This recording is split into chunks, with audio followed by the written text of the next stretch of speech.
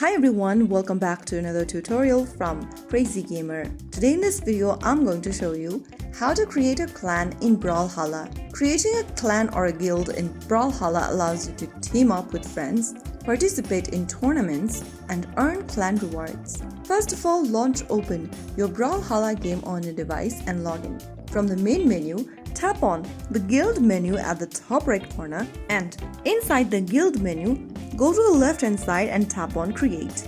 Now enter a guild name for yourself in the guild name tab. After you do that, you can then go ahead and spend 20,000 coins or the 340 option over there or the mammoth coins.